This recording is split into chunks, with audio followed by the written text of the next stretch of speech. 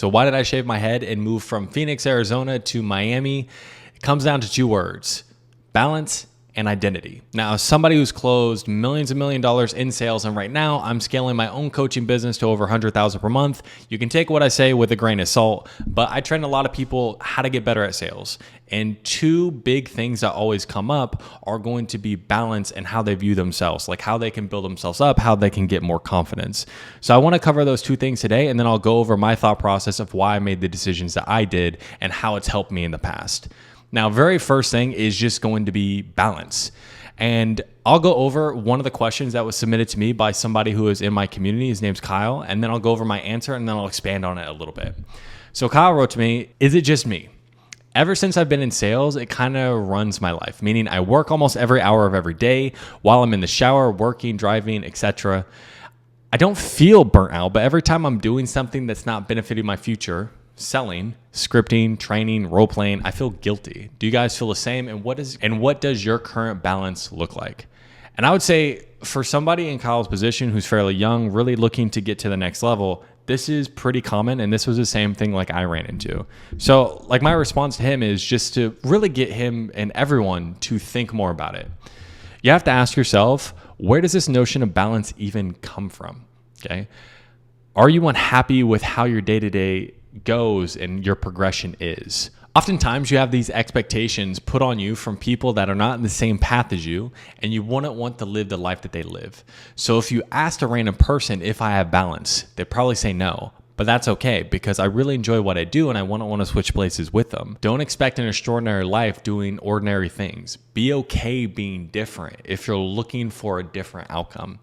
And this was one of the biggest things that I really had to ingrain in my brain in order to get a different outcome from anyone else who I grew up with. Because me personally, I grew up in a small town. I don't know if anyone else grew up in a small town. In Kansas, there's not really a lot going on. And I always had this aching feeling growing up that I just did not want to be the same as everyone else. Like I did not want to be average. And I had no good examples of what extraordinary looked like.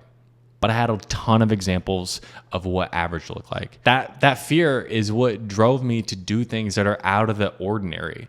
Because like for me, as soon as I graduated college, because I went to college because I was the first person in my family, let alone to go to college, but even graduate high school. So I felt like I had to, right? Going back, I wanted to do it, but that's besides the point. And once I was done, COVID hit and I'm just like, okay, I'm out of here. I got a remote sales job and I just shipped off to Miami. And if you had asked any of my family members, is that a smart thing to do? Or am I being like a little bit too much risk taking? They'd probably say, yeah. But it just comes down to, I don't want to live the life that any of them lived. And the reason why I am able to be in a position where I don't know anyone in my peer group growing up is in the same position is because I didn't do the same things as them. We want to be exceptional, but we don't want to be the exception. And I understand being the exception is hard, like standing off on your own, but that's what's required. You just have to really think in your mind, especially when you're talking about balance. Is the trade-off okay with you? Because if the trade-off is okay, then you should be okay making that trade. And really, the biggest thing that holds people back is just the thought of what are other people going to think?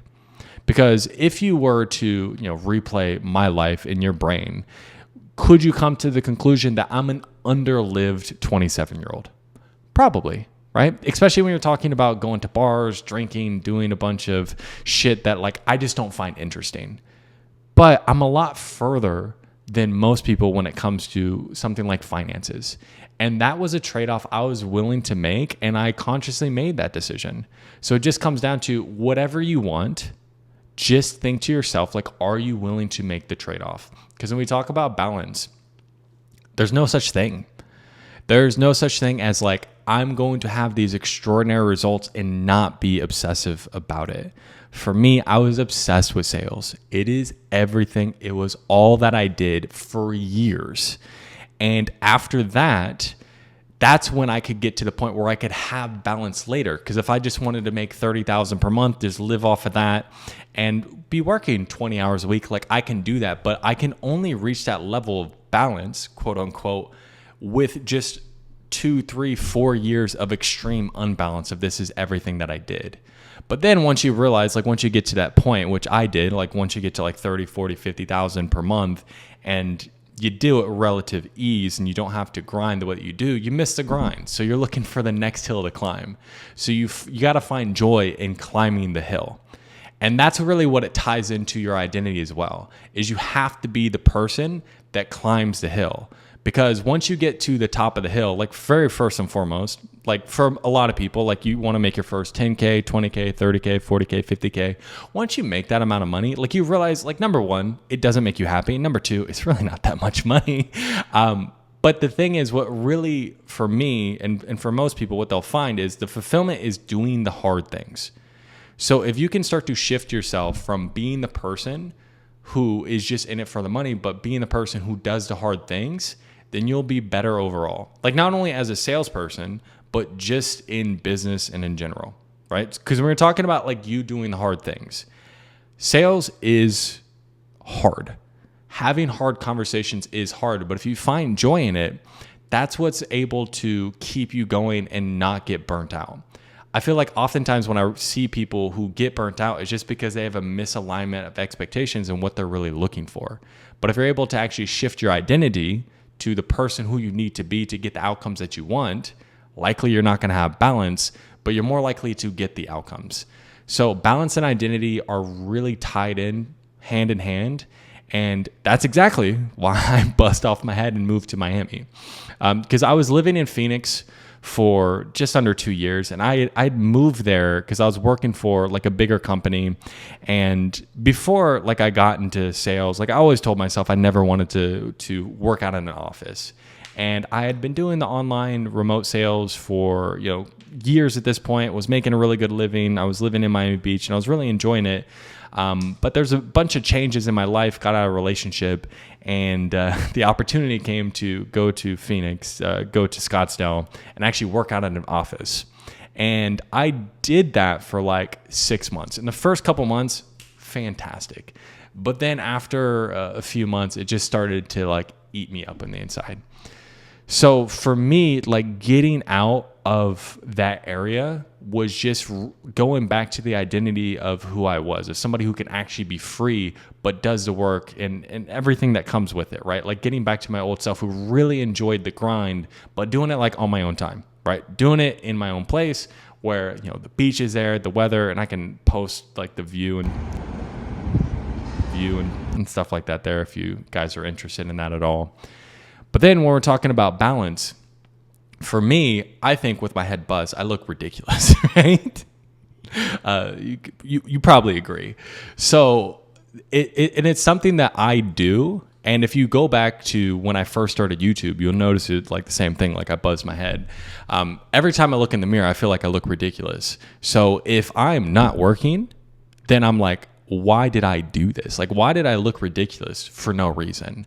So that's why I buzzed my head, okay? Because it just gives me that constant reminder of I need to put the work in to get the outcomes that I want.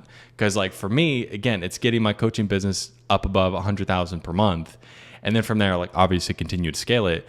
But there's going to be moments of time where you have absolutely no balance. And I'm hitting that right now where I need absolutely no balance. And the thing is, you never know how long this no balance thing is going to last. But if you put in the work, like you'll get the fruits of the labor. So for me, like the two biggest things that really I want to encompass is if you want different outcomes, if you want to be exceptional, big thing is you have to understand that balance isn't a thing that you can always have.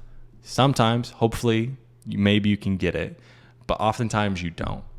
And then we have to make sure we aligned our identity with the person who actually gets the outcome that we're looking for. And for me, changing something like your location, changing your hair, doing something different really helps me align with a new identity or a new sense of urgency. So if that's something that you're wanting to do, I'm not saying you have to shave your head, but like switch something up. Novelty, changing, difference in surroundings, it causes focus. And you're not going to get huge leaps and bounds in your life without focus. So hopefully this little rant gave you a little bit of value in any way. And I'll definitely be uploading a lot more YouTube here coming up. But if you like what I'm putting out, like, subscribe. And if you want to work directly with me, check out the links in the description. And I'll see you guys next time.